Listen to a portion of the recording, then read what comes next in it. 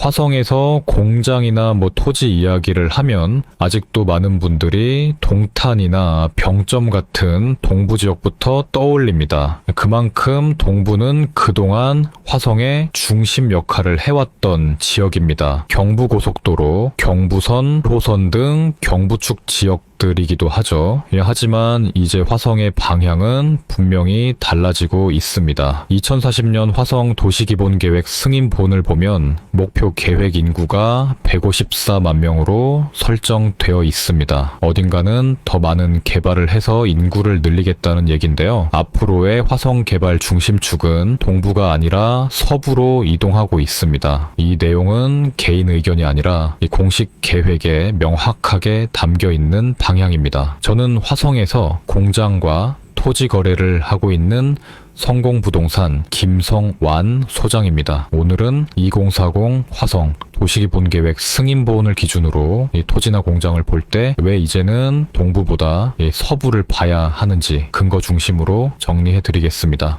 먼저 화성시가 도시를 어떻게 나누고 있는지부터 살펴보겠습니다. 2040년 계획을 보면 화성시는 도시를 서부 권역, 남부 권역, 동부 및 동탄 권역으로 구분하고 있습니다. 이 권역 구분은 단순한 행정 구분이 아니라 각 권역마다 서로 다른 역할을 부여했다는 점에서 의미가 있습니다. 동부, 동탄 권역은 이미 인프라가 갖춰진 지역이고 높은 개발 압력을 전제로 문화, 교육, 고급 일자리 중심으로 정리돼 있습니다. 2040년 계획에서도 동부 권역은 대규모 신규 확장보다는 기존 도시 기능을 어떻게 유지하고 고도화할 것인지에 초점이 맞춰져 있습니다. 정리하면 동부는 이미 완성 단계로 접어든 도시라고 볼 수 있습니다. 반면 2040 화성 도시기본 계획에서는 서부 권역을 화성시의 장기적인 미래를 책임질 신성장 동력 창출 지역으로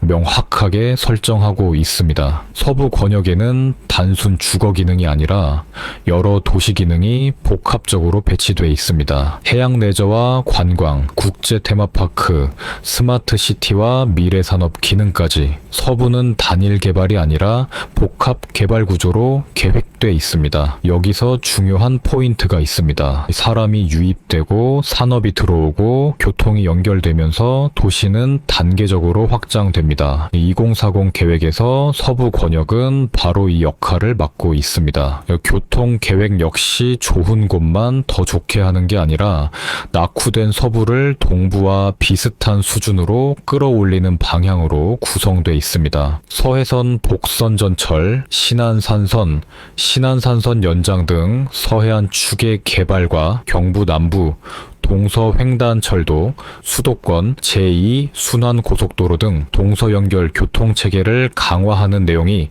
계획에 명확하게 담겨 있습니다. 이 말은 서부가 더 이상 외곽 지역이 아니라 화성 전체를 연결하는 하나의 축이 된다는 의미입니다. 또 하나 중요한 기준은 도시가 커질 수 있는 여지입니다. 2040 계획은 무작정 도시를 확장하는 것이 아니라 여지가 있는 지역을 중심으로 단계적으로 키우는 구조를 기본 원칙으로 하고 있습니다. 동부는 이미 시가화가 상당 부분 진행되어 앞으로는 관리와 규제 비중이 커질 수밖에 없습니다. 반면 서부는 아직 개발 여지가 남아있고 중장기적으로 도시 기능을 새로 배치할 수 있는 공간이 존재합니다. 그래서 중요한 기준은 어디가 더 비싸냐가 아니라 어디가 이제 시작이냐입니다. 자, 주의할 점은 우리가 토지와 공장에 대한 투자 관점에서 지역을 분석하고 바라보고 있다는 것입니다. 그래서 동탄보다 집값 더 비싸진다고 이런 생각을 하실 필요가 없는 거죠. 2040 화성도시 기본계획 승인본 기준으로 보면 화성의 개발 방향은 서부 권역으로 정리할 수 있습니다. 다만 서부라고 해서 모두 같은 서부는 아닙니다. 서부에서도 입지와 역할,